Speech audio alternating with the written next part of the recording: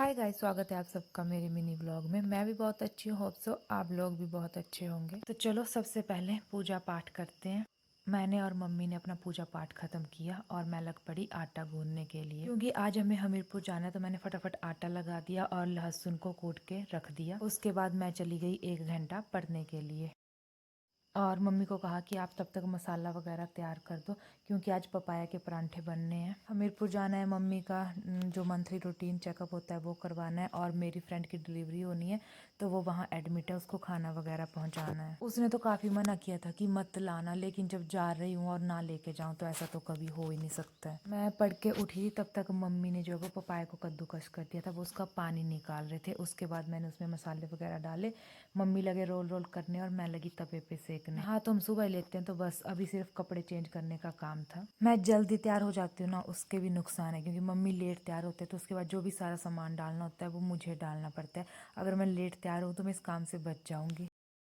आज की morning walk miss है, लेकिन हमें बसेस बहुत दूर मिलती हैं, 3 साढ़े 3 किलोमीटर दूर जाना पड़ता है, तो वो मॉर्निंग वॉक भी साथ साथ ही हो गया आज। फिर बस के धक्के खाने थे और क्या। पहले एक बस बदली निहारी के लिए, निहारी से बदली भोटा और भोटा से ली हमीरपुर के लिए। धक्के खा खो के उतरते हैं भोटा चौक पे और अब बारी थी हॉस्पिटल जाने की। जो मम्मी के डॉक्टर है वहाँ ज़्यादा भीड़ नहीं होती, हमें सिर्फ 15-20 मिनट का टाइम लगता है वहाँ पे। जब भी हम हॉस्पिटल जाते हैं इतनी ज़्यादा भीड़ होती है ना। और ये वो बसंती है जिससे मिलने के लिए मैं हमीरपुर गई थी और इसको पता नहीं चल रहा था कि मैं आई हूँ। देर के लिए मिले, उसके बाद चले गए हम बाजार में शॉपिंग करने के लिए। बहुत सारा सामान खरीदा है आज। पर्सनली मुझे पैसे उड़ाना बिल्कुल भी पसंद नहीं है। मैं सुमित के आने पे सारी शॉपिंग करती हूँ, लेकिन आज ऐसे ही सामान ले लिया बहुत सारा।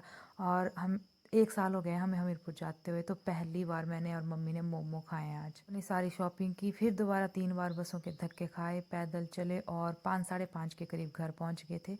1 डेढ़ घंटा रेस्ट करने के बाद 7 बजे अपनी पूजा की और मम्मी गए थे गांव में पानी लाने के लिए। पूजा के बाद बाहर दीपक जलाया, उसके बाद बारी थी खाना बनाने की। सुबह के जल्दी उठे हैं, पूरा दिन बाजार में खज्जल हुए हैं, तो बिल्कुल मूड नहीं था खाना बनाने का। मैंने फटाफट चावल बनाए, पतली दाल बनाई और साथ साथ में सुबह के सारे बर्तन साफ किए। इस टाइम पे तो ऐसा लगता है कि काश कोई खाना बना के देता, या तो मैं भूखी ही सो जाऊंगी, कुछ खाना ही नहीं है। इस मौके पे याद आती है स्मिथ की और क्वार्टर की। अगर शायद बाहर सिटी में क्वार्टर में होता तो चुपचाप ऑर्डर किया और घर खाना पहुंच जाता है। गाँव में रह के खुद के हाथ पैरों को कष्ट देना पड़ता है, चाहे आप कितने बीमार क्यों ना हो, चाहे आप कितने ही थके क्यों ना हो। पर चलो, इसी का ही नाम जिंदगी है। अभी के लिए